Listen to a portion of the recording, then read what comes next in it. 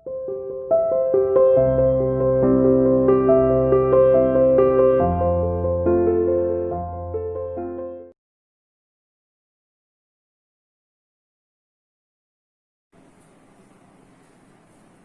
बेटा, welcome to CR international online classes.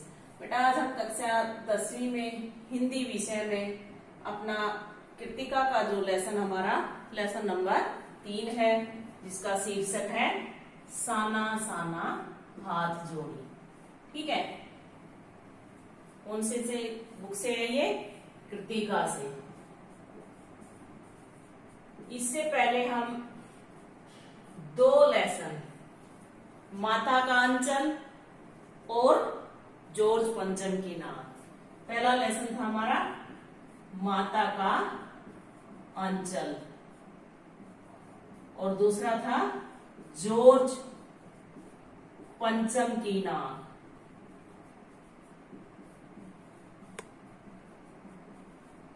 ये हम दोनों लेसन पढ़ चुके हैं। आज हम अपना तीसरा लेसन पढ़ेंगे, जिसका शीर्षक होगा साना साना हाथ जोड़ी। अब इस शीर्षक का मीनिंग क्या होता है? साना साना का मतलब होता है छोटे छोटे हाथ जोड़कर प्रार्थना की जा रही है। ये एक यात्रा वृत्तांत है और इसके रचयिता है मधु काकरिया। ठीक है, लिखने वाले कौन है इसके? मधु काकरिया। इनका जन्म 1957 ईस्वी में हुआ और कहा जन्म स्थान का है? कोलकाता।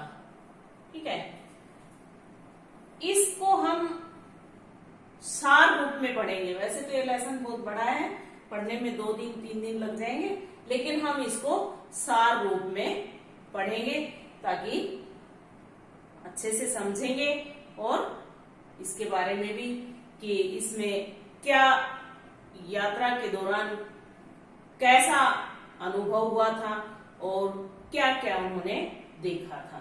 ठीक है, तो आइए अपने पाठ का जो सार है वो पढ़ते हैं। इसमें लेखिका है ये मधु काकरिया। ठीक है, रचयिता अगर हम लिख देंगे तो उसमें क्या होगा? वो लेखक भी हो सकता है और लेखिका भी। ठीक है, रचयिता में दोनों हो सकते हैं, अन्यथा हम लेखक या लेखिका लिखें या कवि या कवित्री लिखें। ठीक है, तो इस यात्रा वृत्तांत, ये एक यात्रा वृत्तांत है और इस यात्रा वृत्तांत में लेखिका मधु काकरिया ने सिक्किम की राजधानी गंगटोक तथा उसके आगे हिमालय की यात्रा का बड़ा ही रोचक ढंग से वर्णन किया है। इस यात्रा वृत्तांत की जो विशेषता है वो क्या है कि लेखिका अपने सामाजिक दायित्व के प्रति सजग है और श्रमजीवी होते हैं जो मेहनत कश होते हैं, यानी मेहनत करने वाले लोग, उनके प्रति भी लेखिका के मन में सम्मान है। यानी उस यात्रा वृत्तांत के दौरान लेखिका ने कैसे लोगों को मेहनत करते हुए देखा। वहां रास्ते में पत्थर तोड़ती हुई महिलाओं को भी देखा जो रास्ता बनाने के लिए पत्थर तोड़ रही थी और साथ में अपने बच्चों को भी रखे हुए थी। वहां मवेशी चराते हुए बच्चों को भी देखा, जो स्कूल पैदल चलकर बच्चे जाते थे उनको भी देखा। उन सबको देखने के बाद लेखिका को कैसा अनुभव हुआ वो सब लेखिका ने इसमें वर्णन किया है। देखिए क्या कहती है लेखिका कि रात्रि में गंगटोक शहर को देखते हुए लेखिका को ऐसा लगा मानो आसमान उल्टा पड़ा हो। यानी वो जो आसमान में सितारे झिलमिला रहे थे, क्योंकि लेखिका ऊपर चढ़ाई पर थी, हिमालय की तरफ जा रही थी और आसमान नीचे लग रहा था और तारे इतने अधिक थे, तो इतना शहर मतलब जैसे तारे थे वैसे ही शहर की जो रात का जो दृश्य था वो इतना सुंदर जगमगा रहा था, रोशनी इतनी लाइटों से इतना सुंदर लग रहा था जैसे आसमान उल्टा पड़ा हो और तारे बिखर कर टिमटिमा रहे हों। गंतोक मेहनत कश लोगों का ऐसा शहर था जिसका सब कुछ सुंदर था, सुबह शाम रात, यानी सारा इतना सुंदर शहर था, इतना सुंदर वहां का दृश्य था जो देखने वाले को अपनी ओर आकर्षित कर लेता था। ठीक है। एक प्रार्थना लेखिका के होठों को छूने लगी, यानी जब सुबह का समय था तो एक प्रार्थना सुनाई दी लेखिका को। वो प्रार्थना क्या थी? जो उसने एक नेपाली युवती से सीखी थी। क्या थी प्रार्थना? कि साना साना हाथ जोड़ी, आगे डोट डोट लगे यानी आगे और है ये, छोटे छोटे हाथ जोड़कर प्रार्थना कर रही हूं कि मेरा सारा जीवन अच्छाइयों को समर्पित हो। ये प्रार्थना के बोल थे, यानी वो नेपाली भाषा में गुनगुना रही थी और उसका ये अर्थ था। और यही हमारे इस पाठ का शीर्षक है कि छोटे छोटे हाथ जोड़कर प्रार्थना कर रही हूं कि मेरा सारा जीवन अच्छाइयों को समर्पित हो, यानी मैं कभी ना बुरा सोचूं ना बुरा करूं। सुबह यूमथांग के लिए निकलना था, पर आंख खुलते ही लेखिका बालकनी की तरफ भागी। लोगों ने उसे बताया था कि मौसम साफ हो तो बालकनी में से हिमालय की तीसरी सबसे बड़ी चोटी कंचनजंगा दिखाई देती। हिमालय की तीसरी सबसे बड़ी चोटी का नाम क्या है? कंचनजंगा। आसमान बादलों से ढका था, कंचनजंगा तो नहीं दिखे, पर रंग बिरंगे इतने सारे फूल दिखाई पड़े कि उसे लगा मानो वह फूलों के बाग में आ गई हो।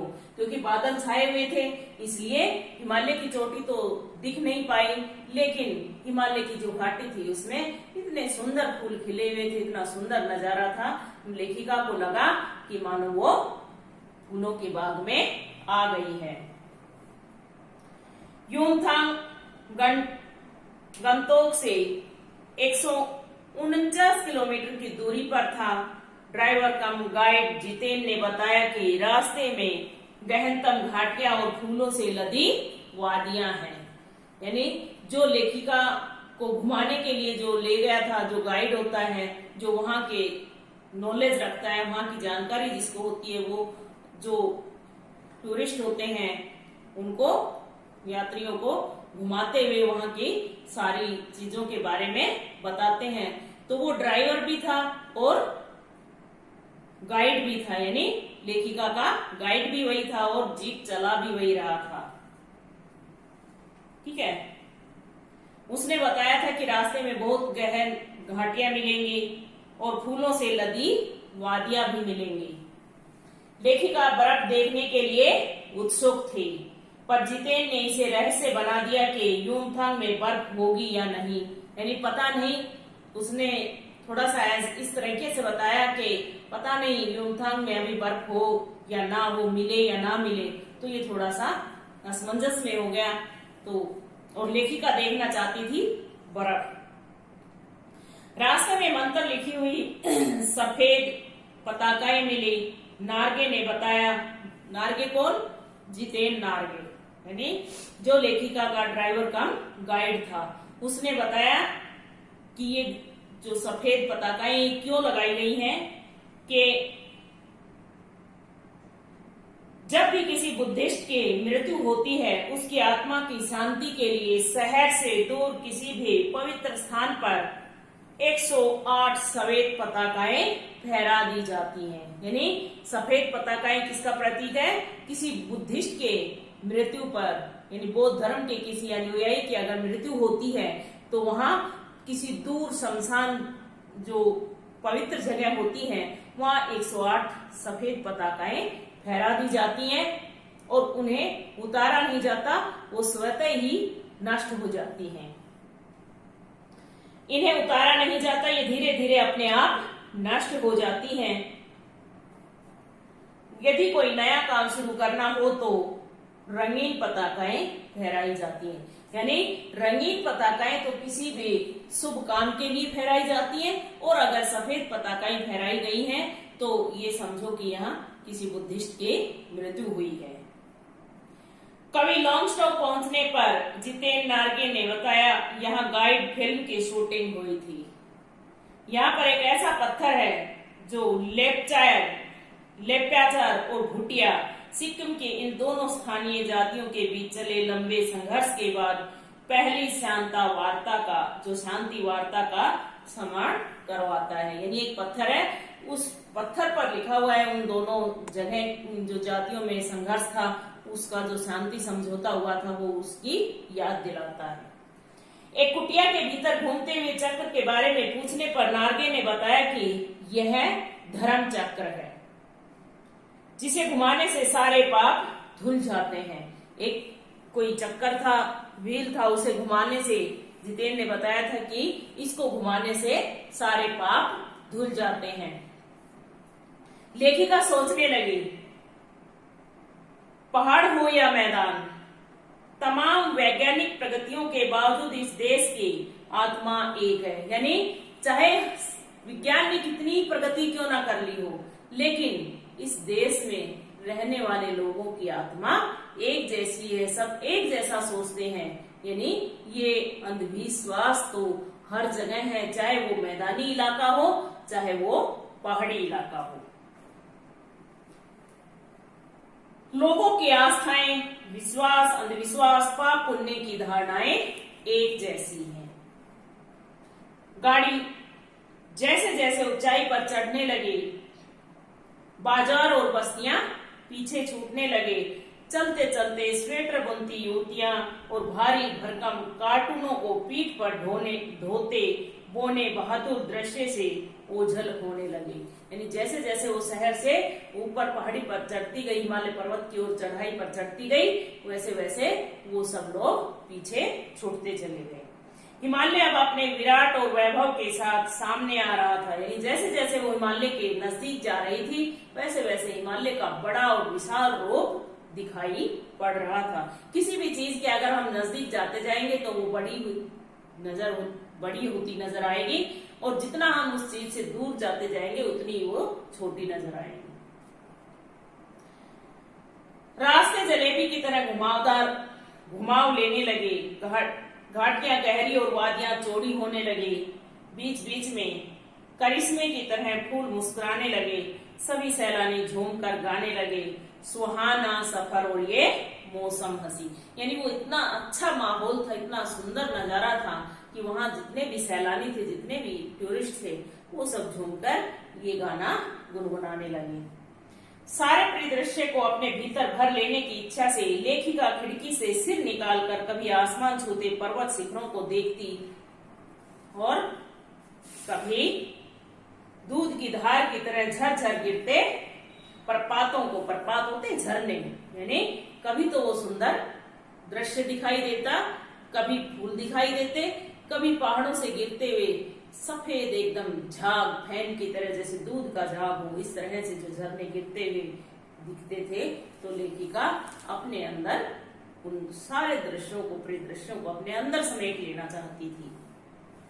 कभी गुलाबी पत्थरों के बीच उथलाकर बहती तीस्ता नदी को, यहाँ तीस्ता का सौंदर्य पराकाष्ठा पर था, यानी बहुत ही चरमोत्कृष्ट था, यानी अपने आखिरी उस पड़ाव पर था, इतना सुंदर नजारा था। तभी जीप एक जगह रुकी, सामने खूब ऊंचाई से गिरता फैन उगलता झरना, seven sister waterfall. Seven sister waterfall का मतलब क्या हुआ कि वो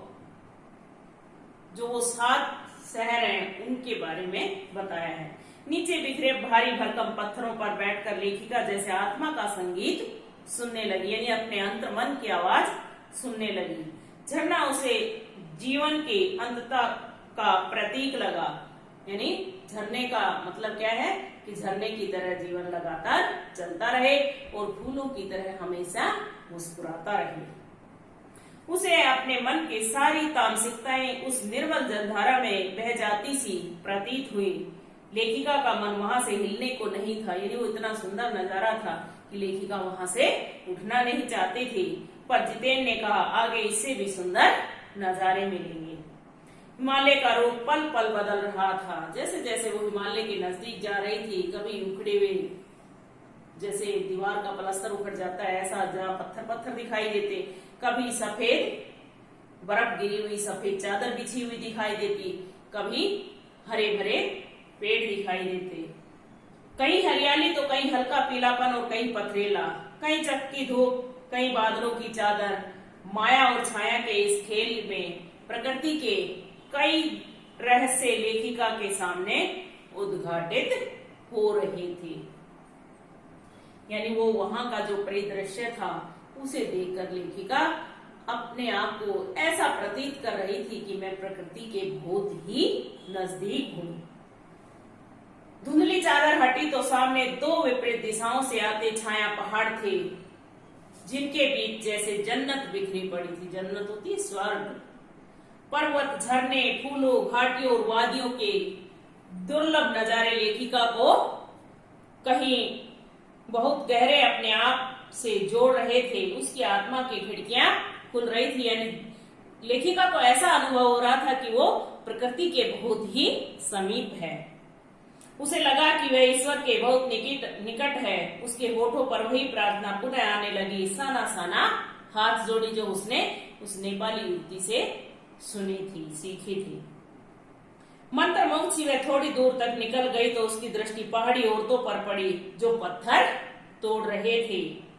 उनकी काया कोमल थी, यानी बहुत नाजुक थी वो, पर हाथों में कुदाल और हथौड़े थे। कईयों के पीठ पर बंधी ढोको होती है एक बड़ी सी टोकरी में उनके बच्चे भी बंधे हुए थे। यानी यहाँ क्या है, श्रम और ममता दोनों साथ साथ है। श्रम यानी मेहनत भी कर रही है और बच्चों से भी प्यार है, इसीलिए वो अपने बच्चों को साथ पकड़े हुए थी। ठीक है, पूरी ताकत से वे खुदाल को जमीन पर मार रही थी। वे उस अलौकिक सौंदर्य से निरपेक्ष अपने जीविका के संघर्ष में रत थी। रत मतलब लीन थी। एक पल के लिए लेखिका को लगा मानो किसी समाधि भाव से नाचते नृत्यांगना के घूंघट टूट गए हों, घुंघरू अचानक टूट गए हों। स्वर्गीय सौंदर्य के बीच मौत, भूख और जिंदा रहने की जंग उसके सामने थी। यानी इतना गहरी घाटियों में वो सड़कें बना रही थी कि अगर जरा सी भी चूक हुई तो नीचे पाताल लोक में। वहां खड़े बॉर्डर रोड ऑर्गेनाइजेशन के कर्मचारी से पूछने पर पता चला कि वे पहाड़ी में सड़कों को चौड़ा करने के लिए श्रमरत थी। यानी वो उस सड़क को और चौड़ा बनाने के लिए कार्य कर रही थी। यह बड़ा खतरनाक कार्य है। लेखिका को सिक्किम सरकार का वह बोर्ड याद आया जिस पर लिखा था, ever wonder to defined date to build the road. आप ताजुब करेंगे कि इन रास्तों को बनाने में लोगों ने मौत को झुठलाया है, यानी मौत को भी धोखा दिया है। लेखिका को पलामू और गुमला के जंगल याद हो आए। वहां आदिवासी युवतियां पीठ पर बच्चे को कपड़े से बांधकर वन वन डोलती पत्तों की तलाश करती हैं। उसे गमगीन देखकर जितेन ने कहा, मैडम ये मेरे देश की आम जनता है। यानी उसे उदास देखकर कि किस तरह से ये औरतें मेहनत कर रही हैं, तो जो गाइड था जितेन नार्गे, उसने कहा कि मैडम ये तो मेरे देश की आम जनता है, इन्हें तो आप कहीं भी देख लेंगे। आप पहाड़ों को देखिए जिनके लिए आप पैसे खर्च करके आई हैं। लेकिन लेखिका यही सोच रही थी कि मेरे देश की आम जनता कितना कम लेकर समाज को कितना अधिक वापस लौटा देती है। यानी ये कितनी अधिक मेहनत करती हैं और इनको इसके बदले में कितना कम मिलता है। तभी से वे श्रम सुंदरियां किसी बात पर खिलखिलाकर हंस पड़ी। लेखिका को लगा मानो खंडहर ताजमहल बन गया हो। ठीक है बेटा, आज के लिए इतना ही है, बाकी का अगले लेक्चर में पढ़ेंगे। और क्वेश्चन आंसर इसके आपने लिख ही लिए होंगे। इनके जो शब्दार्थ होंगे आपको समझने में आसानी हो, इसलिए मैं इनके शब्दार्थ आपके असाइनमेंट में भेज दूंगी। तो अपनी बुक में अंडरलाइन करके वहीं नोट आउट कर लीजिए और इस पाठ को गहराई से पढ़िए और समझने का प्रयत्न कीजिए। ठीक है बेटा, धन्यवाद।